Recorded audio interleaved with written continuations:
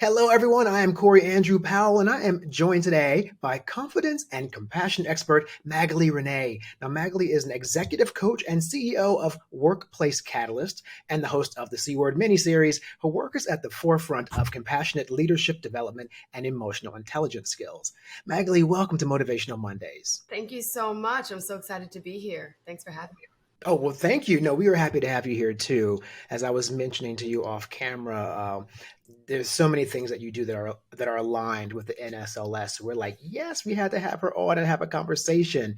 Now, you have been featured like everywhere. Good Morning America, CBS News, Forbes, Cosmopolitan Magazine, like you're all over the place because apparently this is a message that is sought after that you are sharing with the world. But I want to begin with the basics for our audience. What is emotional intelligence and what role does it play or should it play in our society? Oh, that's a juicy question. So I see emotional intelligence as the ability to be present to feelings, for a lack of a better term, right? And that doesn't mean you need to be an emotional person. It just means you need to be present to what's going on inside of you, and then also be able to be aware, right? That the other word for presence is awareness. Be aware of what's going on inside of you, and then be aware of how other people are either receiving you or maybe what they're experiencing. Not on a deep, it doesn't need to be on a deep psychological level. It's just being able to tell if someone is maybe feeling stressed out or feeling excited, right?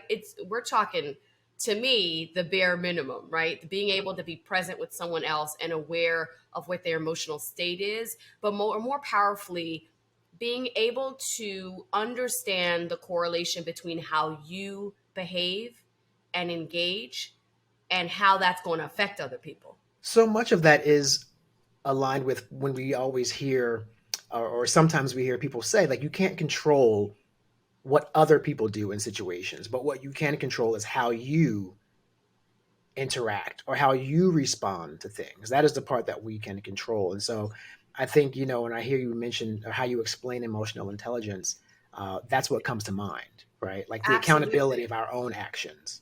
Yep. Yeah. I like the way you put that, being able to control. So it's your ability to respond, right? Mm-hmm. Your responsibility. Yes. The ability to respond. Yeah. Yeah. One of the things for me as I've gotten older, I've chilled out from getting angry at people for one simple thing. And I learned this, which is also tied to this. I stopped getting upset with people based on them responding differently than I would have, for example, right? It's almost like, you know what? I can't be mad at someone because they did the opposite of what I would have done. But what I can do is maybe try to have that conversation with them and explain to them maybe how I think they should have done things better, which I think also is a conscious effort to not jump on people, but to help them have a conversation and help each other be better as well. Yeah, I think so. I mean, do I have permission to challenge you a little in this conversation? Yes, please. Oh, absolutely. No softballs here, please. Okay. Let me have it. I love it. I think you're on the right track for sure, but we can't, I always say don't should on yourself, right? It's a funny little thing. Don't should on yourself because the thing is, what if there was no right and wrong? I know I'm about to blow everybody's mind right now. But in terms of in the context, we're not talking about violence. We're not talking about real deal intentional harm. We're talking about in the context of emotional intelligence, in the context of working with other people, communicating with other people. What if we're less about right and wrong and what you should have done and more about what's effective and ineffective, right? This was my intention and this is what I want to see. And my request of you is, right? Or are you open to? Because at the end of the day, somebody might not be aligned. They might be like, well, yeah, I should have done what I did. Right. Yeah, true. I said what I said. What did you say? Right. I said what I said, sort of thing. Exactly. Right? You know what I mean? Yeah. Exactly. I said what I said. So I try and come from a place of more expressing myself and where I was coming from and giving that person an opportunity to meet me there or not. Yeah. And releasing that attachment to what they choose to do at the end of the day. Yeah, that is true because I mean we're not responsible for other people, so that's very true. Um, but I think when it comes to what you do with businesses, it's also very on par with how we can govern ourselves individually, which I think is really fascinating about your work because you help companies develop more compassionate leadership constructs in their Yeah. environment.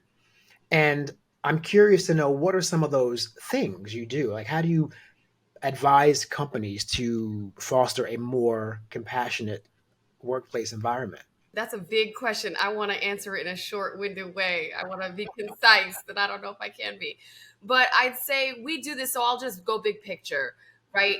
Our tagline is the future of work is compassionate, and we really believe that we're in a new day and age. We know what we're all dealing with, and we're all dealing with different things, but we're also dealing collectively with so many major upheavals in our lives, and somehow it feels much more poignant right now, the pressures that the collective, the human race is experiencing at this point.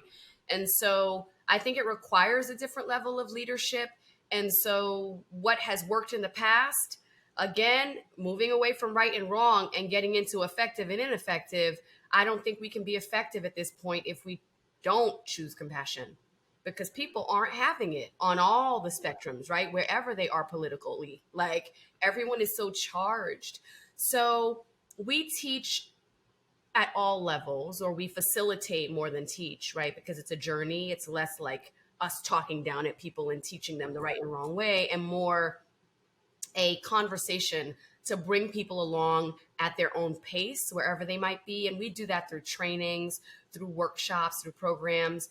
We've done that at the executive level, for the full cohort, CEO included. We've done that at the managerial level, and we've done that with independent contributors, like the company as a whole.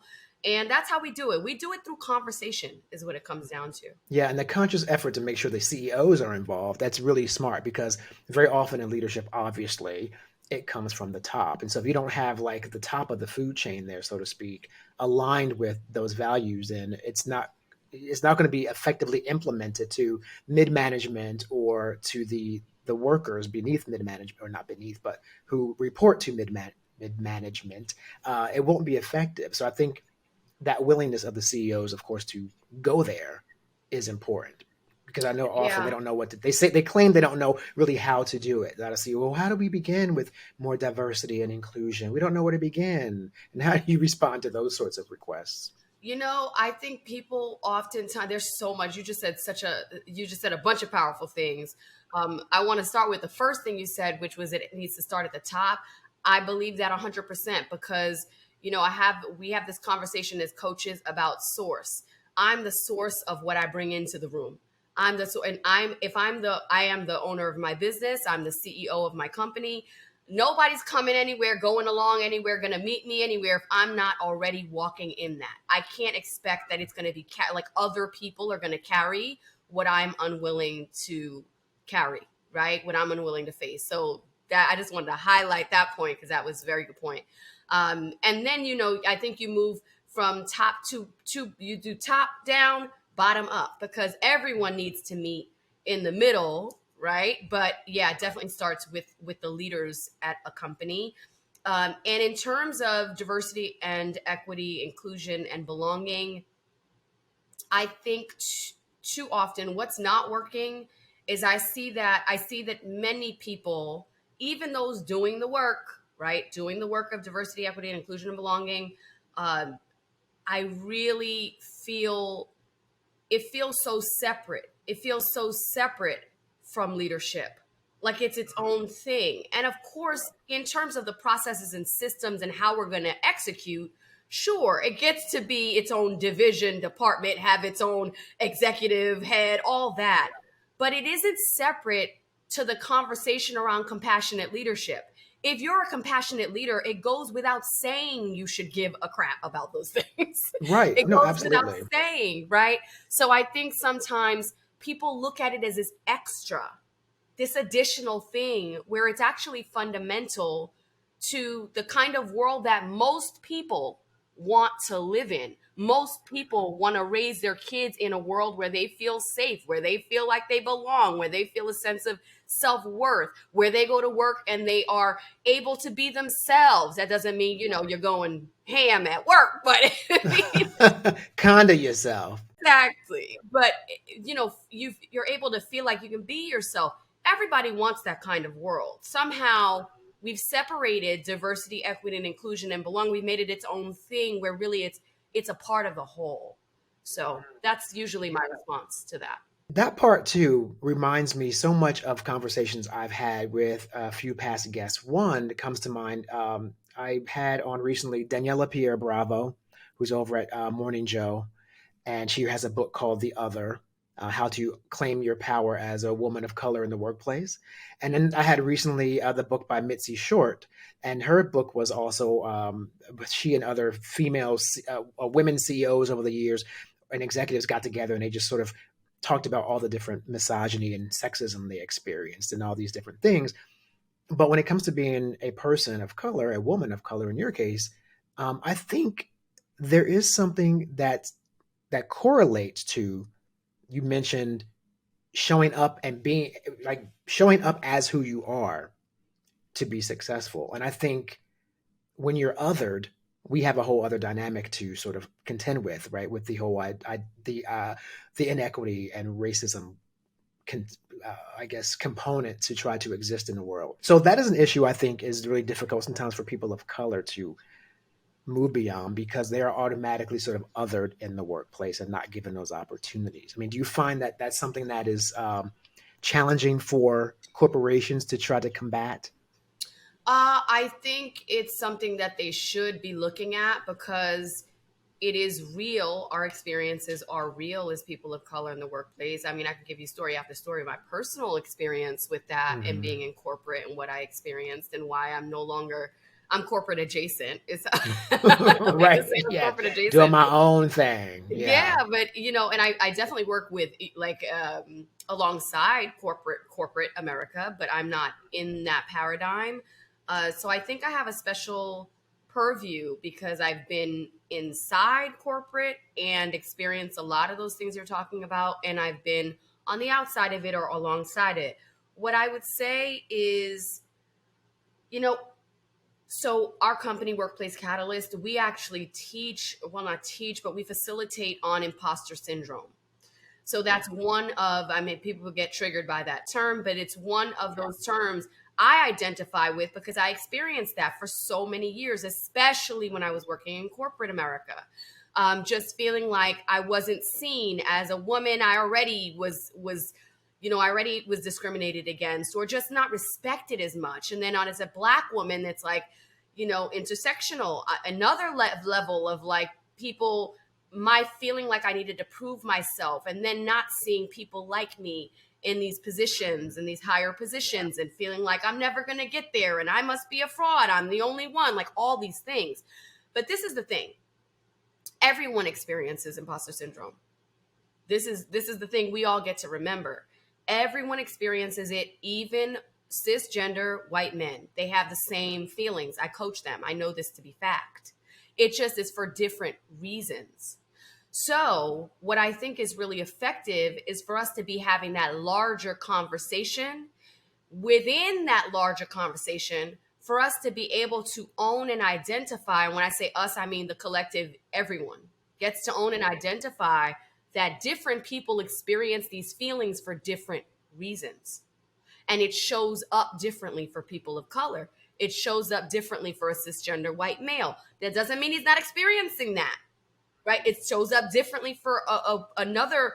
I mean, I'm just giving you two identities. There are many. We understand that. I'm not trying to single out. I just want to give you an example.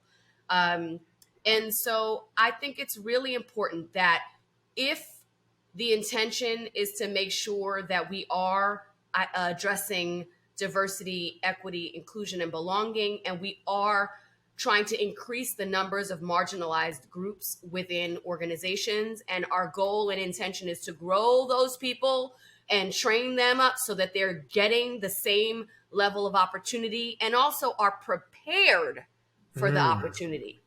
Because, Yeah. let's not talk about the glass cliff, right? Where Right.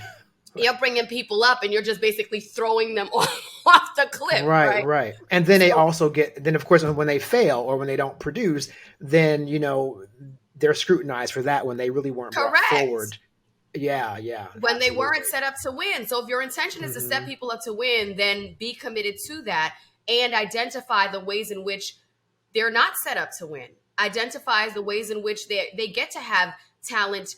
You get to grow your talent. And there are some organizations, some that I won't name because we've been told not to name them, but some major global like companies that have conglomerates we're talking about who are actually doing the effective work. They have these programs that are specifically tailored to Black and brown talent, and they are specifically talking about how does imposter syndrome affect you.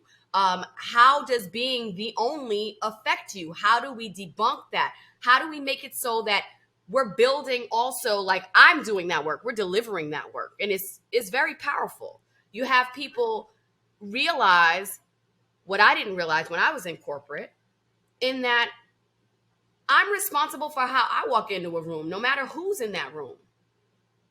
And like, what does it take for me to build my self-esteem up, to build my confidence up, to stop self-doubting, stop second guessing myself, and speak up?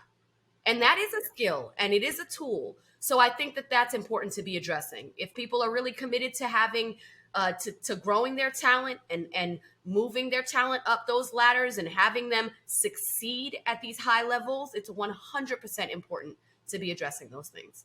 Well, see, that's why I think it's important, the representation part at the executive level, because when you have aspiring young people who are of marginalized groups wanting to get involved in businesses and organizations, if they get into that executive room for a meeting and like none of the executives look like them, immediately they don't see it because they don't it's not there, so they don't really associate themselves as being able to be that thing.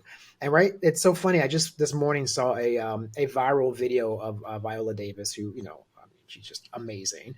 And but she was on The View and she was asked, why is representation so important? And very simple response. She says, when I was a little girl, like, I loved a lot of actors and stuff. We all grew up. But when I see one that looks like me, I believe that I can do it. And clearly, that's a formula that works, right? I mean, she's a testament to that. And so many of us are, even what you and I do in media. Like, I watched all your videos and your clips, and I'm like, and I was thinking, like, when I was a kid, like, it was far and in between to see strong, powerful Black women speaking with authority about corporate positioning, and it wasn't a thing, you know.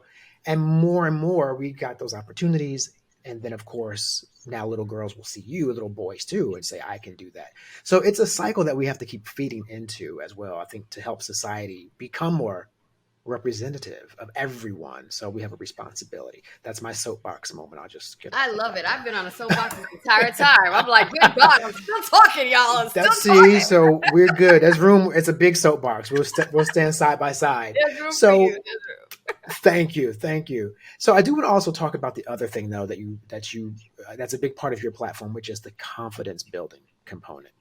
And you help people and corporations sort of get beyond obstacles that are probably hindering their ability to be confident. But when it comes to individuals more, not corporations, because that could be a whole other area, Mhm. but with people, what are some of the obstacles that you are finding that are prohibiting them from being confident that you have to help them work through?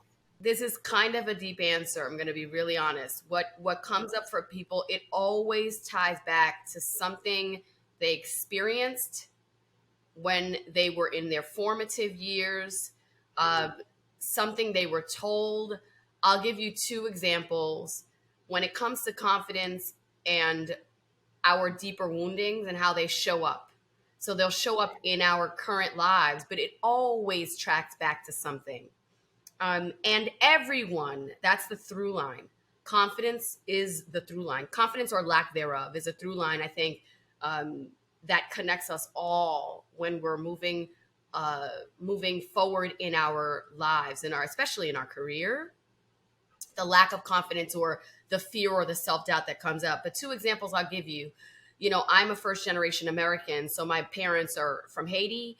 And my conversation when it comes to confidence has always been, you got to be the very best, like the very best. And you've got to be a doctor, a lawyer. If you're like a low achiever, then maybe you're a nurse or a teacher. That's the expectation. That's the level. We're talking like you're coming home with A's or A pluses. If I came home with a B, it was, why did you get a B? Like it was, so we're talking, so for me, on the one hand, you might think that that's great. And it is in a way, because it makes you a high achiever. At the same time, it's never good enough. It's never good enough. And there's that perfectionism. So now carry that through my career and into corporate and into like, then you just start adding things. And then you feel like, well, I don't look like anyone here. I already experienced people doubting me. So now I'm doubting myself even more. And I'm holding on to all those things that told me I need to be the best. And so layers on layers there, right? Another example, I have a friend who was a varsity, what do you even call it? Athlete. And you tell I'm not an athlete. Anyways, so like a varsity. I'm like, what's that word again? An athlete. Anyways, so he was a varsity athlete all his life since he was tiny. Baseball, football, basketball. We're talking the highest level. Always, his brother was an athlete and his brother was older. So this guy was always just had to be the best, and he was the best. He was on all these winning teams. Now you get to a place he wants to run his own business, own his own business. What do you think shows up for him? What shows up is, how can I be the best? I have to be the best. So it's even scarier for him. And that confidence is like, I've never lost before. And failing all of a sudden means I'm a loser, right? So I'm just giving you two experiences of how these things show up. Could be anything for anyone listening. It could be, I'm not as good as my sibling, or I always had to do this to show up a certain way. So I think that's what shows up. And one of the things that we do differently is that we do get to the heart of the matter. We do it in a very fun, experiential way in terms of the way that we deliver our work. It's not just, teaching. It's not you learn this information and you go and no, it's like you're going to experience it in the programming, in the workshops, and that's going to get you to dig deeper and to sometimes connect the dots. We have a lot of you with you prompts, which is like, we're not sharing that with anyone. You're doing like these writing prompts, and should you choose, you can share. But a lot of times people will come to me later and be like, I never connected the dots between how this is showing up in my workplace, in my career, in my role, in my position, in what I said yes to, what I said no to, how I was engaging with other people. And it had something to do with this one thing that happened when I was 15, right? Absolutely. So, Yes. Yes. yeah. Yeah. No, you have said a mouthful with that, because one reoccurring conversation that comes up in this podcast when I interview, and I mean guests going back from if I interviewed Stedman Graham to Olympic diver Greg Louganis to maybe someone who's not very well known who just did something extraordinary. So we interviewed them. In many cases, there is a history of an unresolved trauma that has that has dictated a lot of how they got through life until they recognized it and worked on it. And I am one of those people. I mean, I went to therapy in my late 20s, and it saved my life. I was in New York. New York, you're from Brooklyn, girl. That's a Oh, tough, I know. I know. it's a To New tough York, you can town. get it anywhere. Yeah. And I was living in Brooklyn at the time. And I was just, in my late 20s in New York City, trying to break into media, but being pretty destructive and, distracted from my path and my vision. And I knew that I was kind of needing to get therapy. There was something bothering me. And when I did that work and connected those dots, it was the most empowering thing that I have ever experienced. And so much of that trauma being resolved allowed me to move forward. And so I can see what you're saying, where it could be something small or something larger in my case and many other cases. But until you understand that that's maybe what's holding you back, I don't think you can get past it. So dealing with unresolved trauma is huge, I think. 100%. Yeah, I think it's really, really important. So let me ask you about this other idea of when you talk about making, I guess you talk about making impact in the world positively as part of your work as well. That there's these, through the acts of compassion we can impact the world. But I was wondering about this notion, what you think about this. When I read that at first, I thought, well, I mean, not everyone's cut out to make these big, grandiose impacts on the world. Maybe they're not just that person. But what do you think about the notion of, but if we work on individual, just small acts of compassion, that it can collectively be the big impact? I think it's truth. I think you hit the nail on the head. I think impact, we talk about impact as if it is a grandiose, huge, significant thing. And it can be, but sometimes it's the smallest act that creates it. And, my mother always says, do kindness for people and just put that into the world and don't have any expectation as to what's going to be created from it or what you're going to get back. You never know, though. I mean, how many stories have we read that someone was on a bench somewhere and somebody smiled at them and they said, I was headed to kill myself that day? So it's not hokey. These are real stories. The way you engage in the world and how you show up can be all the difference. It can make the hugest impact. It can impact somebody life or death. You don't know. And so that's why it's a choice. We have a choice of whether we choose to walk in compassion and show up compassionately and smile in a day. I always say that everyone is a leader. I deal with executive leaders, certainly. I deal with a lot of business owners, a lot of entrepreneurs, people doing these quote unquote more grandiose things. But everybody that I coach is a leader. Everyone that I speak to and everyone that I engage with, like whoever's listening right now, you are a leader because you're the leader of your life, right? And so if you're the leader of your life, then show up to your life as a compassionate leader. What might that look like? How would you be with the person you meet, to the people that you meet today? How might you be with your children? How might you be with your significant other if you're the leader of your life? Poignant words of wisdom, I will say, from Magalie René, confidence and compassion expert. And we are so happy you joined us today on Motivational Mondays. We really appreciate it. Thanks Oh, it for was being so here. great. It was great to be here. It was wonderful to have this conversation with you and use all of the tools for good, not for evil, y'all.